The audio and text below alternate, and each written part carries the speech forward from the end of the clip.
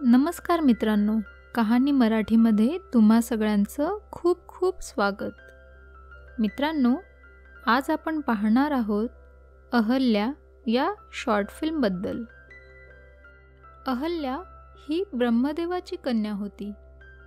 तिला एक वरदान होतं की तिचं सौंदर्य कधीही नष्ट होणार नाही. त्यामुळे भगवान इंद्र, असुरांसह सर्व देव आणि अनेक ऋषी अहल्येशी विवाह करण्यासाठी उत्सुक होते. भगवान ब्रह्मदेवाने अहल्येच्या लग्नाची घोषणा केली आणि त्यांनी एक अट ठेवली. अट अशी होती की जो संपूर्ण जगाला प्रदक्षिणा घालेल आणि प्रथम परत येईल त्याच्याशी अहल्येचा विवाह होईल. ठरल्याप्रमाणे इंद्रदेव जगाची प्रदक्षिणा करून येतात, पण त्यापूर्वीच नारद ब्रह्मदेवांना सांगतात की देवा, पृथ्वी तलावरच्या एका गौतम ऋषीने इंद्राच्याही आधी जगप्रदक्षिणा पूर्ण केली आहे.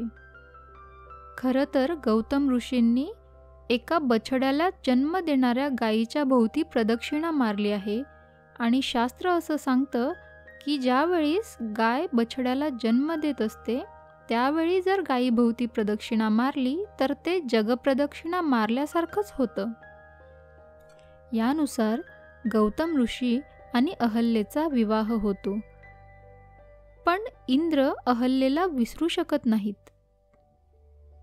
ते गौतम ऋषी आणि अहल्येवर लक्ष ठेवतात. इंद्राला गौतम ऋषींची दिनचर्या माहीत असते.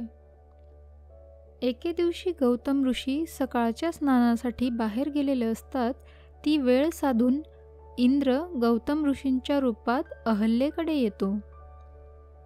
काही वेळाने गौतम ऋषी त्यांच्या स्नानाहून परत येतात तेव्हा ते अहल्येला आणि गौतमच्या वेशात असलेल्या इंद्राला एकत्र पाहतात.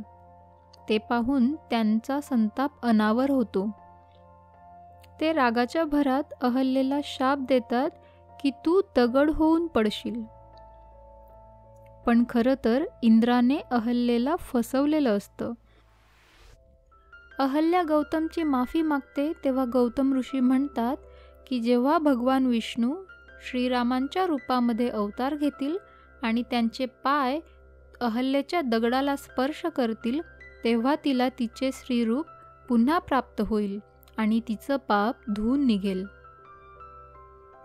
पुढे भगवान विष्णू राम अवतारात अहल्येच्या शापातून तिची मुक्तता करतात आणि ती पुन्हा आपल्या मानवी रूपात परत येते.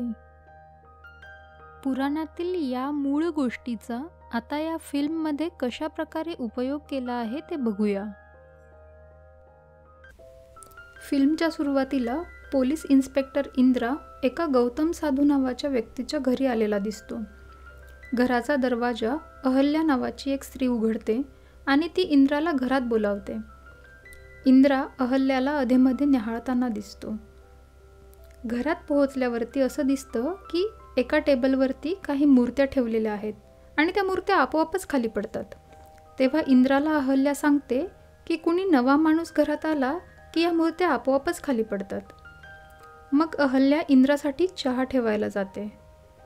तेव्हा इन्स्पेक्टर इंद्रा त्या मूर्त्यांकडे जातो आणि आपल्या खिशातून एक फोटो काढून त्यातल्या एका मूर्तीसोबत मॅच करून पाहतो.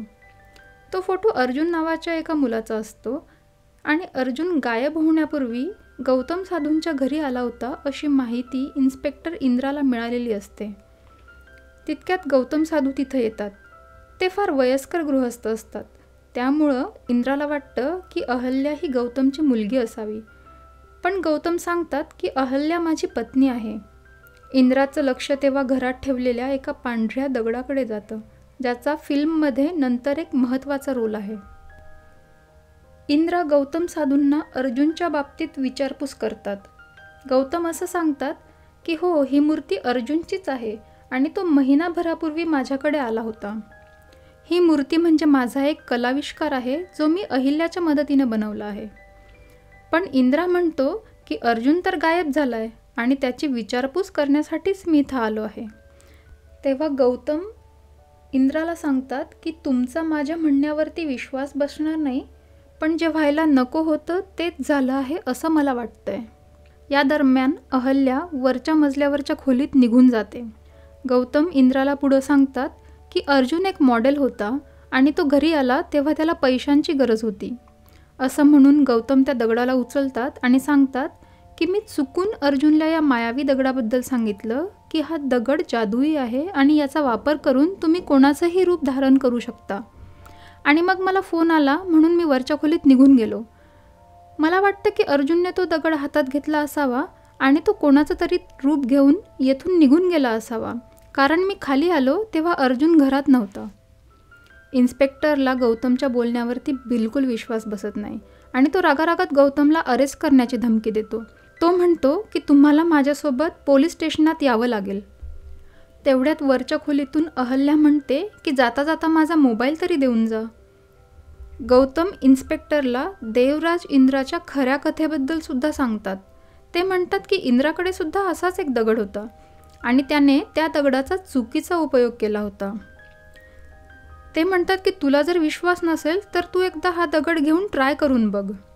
इंद्रा साशंकतेनं तो दगड हातात घेतो. मग गौतम त्याला सांगतात की तू आता माझं रूप घेतलं आहे अशी इच्छा माग आणि तुला जर भरोसा नसेल तर तू वर अहल्याकडे मोबाईल द्यायला जा आणि बघ ती तुला ओळखते का. इंद्राला हे सगळं खोटं वाटतं, पण अहल्याला एकदा बघायचं म्हणून तो वरच्या खोलीत मोबाईल घेऊन जातो. तिथे त्याला आरशात त्याचं प्रतिबिंब गौतमसारखंच दिसतं आणि त्याला एकदम धक्का बसतो. अहल्यासुद्धा त्याच्याशी गौतम समजूनच वागत असते. ही संधी साधून तो अहल्यासोबत इंटिमेट होतो आणि अचानक स्क्रीन ब्लॅक होते. इन्स्पेक्टर इंद्राला आता असं वाटतं की तो एका बंदिस्त जागेमध्ये कोंडला गेला आहे, जिथे तो हालचालसुद्धा करू शकत नाही आहे. मग आपल्या लक्षात येतं की तो एका मूर्तीत बंदिस्त झाला आहे, सेम अर्जुन आणि इतर मूर्त्यांसारखं. म्हणजे गौतमने तो जादुई दगड वापरून इतक्या सगळ्या लोकांना मूर्त्यांमध्ये बंदिस्त केलेलं असतं. गौतम आणि अहल्या या मूर्तींना खूप महागड्या दरात विकून टाकत असतात. काही वेळानं पुन्हा घराची बेल वाजते आणि एक नवीन मनुष्य त्या घरात प्रवेश घेतो. त्या माणसाला बघून इंद्रा मूर्तीच्या आतमध्ये हालचाल करण्याचा आटोकाट प्रयत्न करतो, जेणेकरून तो मदत मागू शकेल आणि त्याची मूर्ती टेबलावरून खाली पडते. आणि अहिल्या नव्या आलेल्या माणसाला सांगते की जेव्हा पण या घरात कोणी नवीन मनुष्य येतो तेव्हा या टेबलवरच्या मूर्ती आपोआप खाली पडतात.